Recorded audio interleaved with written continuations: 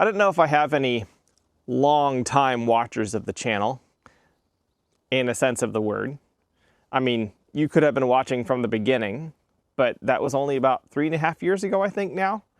And yeah, anyways, the people who've been watching for more than the last 6 months or year will know that there's a brand that I have particularly enjoyed, especially their special beers, their bottle beers, their the Vinoveses, yeah, the wine beers by Bale Breaker. So I don't have a Vinovese today, sadly. Please, Bale Breaker, bring back your Vinoveses.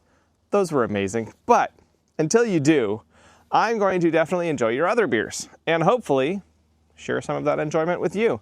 Today, I am drinking Topcutter IPA. We grew this beer.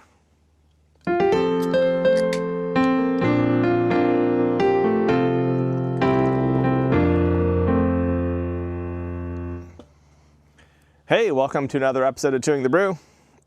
Yeah, so the Topcutter IPA. This highlights, this is one of their really common beers for Bale Breaker. Like, I've seen this on the shelves for years, pretty much as long as I've seen Bale Breaker. And I believe it highlights one of, or part of Bale Breaker's history. That is that Bale Breaker was originally a hop farm out in eastern Washington that started brewing its own beer. I understand they are now growing their own barley as well as other cereal grains. And so they are making a fully vertically integrated operation, I believe is what a businessman would call it. But this is a basic West Coast IPA, Topcutter IPA.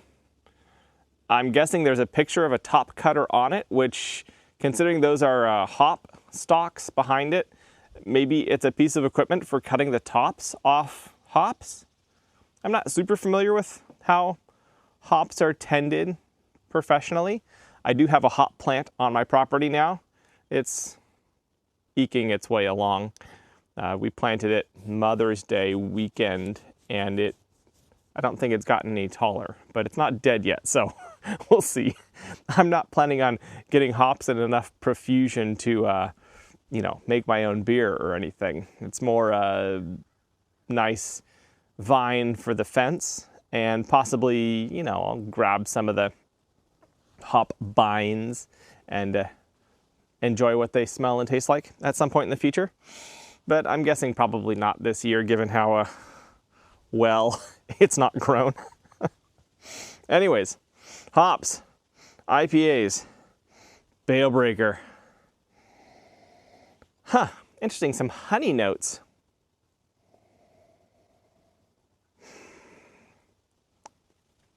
It's moderately green. It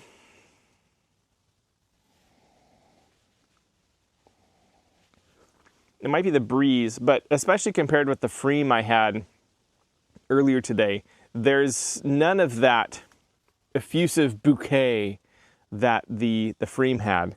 Instead, this smells like the kind of IPA you just want to put in your glass and drink. Yeah, it's interesting. Maybe not honey, maybe what's pollen, like the inside of a honeysuckle flower kind of thing. So there is a honey sweetness to it. Yeah, so honey, but it's growing, not green, more floral, but still very, very mild. Am I touching? I don't know. My chin's 1/2 inch, 3/4 of an inch longer than it is usually. It may be messing with the dead cat on top of my microphone. If that's producing bad noises, I'm sorry. I should put the microphone lower down or off to the side maybe. A little bit of a biscuity note.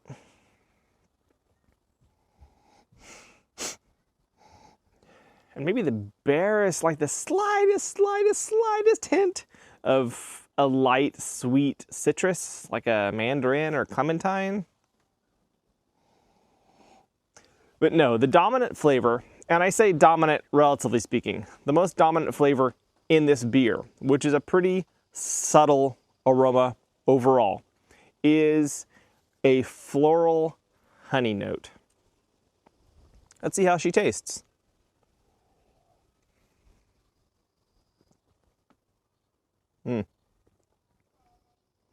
Oh, that is nice. I think this compares very favorably with, oh, there's a big western swallowtail butterfly down there. I think this compares very favorably with Fremont's Lush. It is a similar, relatively simple, verdant West Coast IPA. Where this differs, Fremont's Lush is lush in its greenness. This is more to the floral side. So the aroma bears true to the beer. But even in that, there's a sweetness to it. So it's the flower and there's some honey notes to it. And then you still get this really tasty little malty, biscuity bite, like a really light, dry, pale cracker. And then the finish are these twin tones of nice astringent bitterness from a nice bitter hop, together with that kind of honeysuckle once again. Yeah, that's really pleasant. I think this is a very nicely crafted West Coast IPA that plays on a floral character more so than a straight piney bitterness, and or a green verdancy. Yeah, I think that's a good description.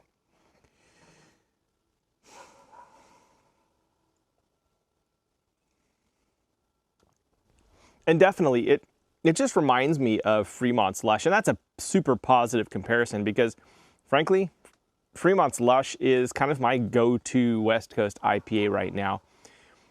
It has the bitterness that I like in a good IPA, but it has this green vibrancy that is just really beautiful and compelling.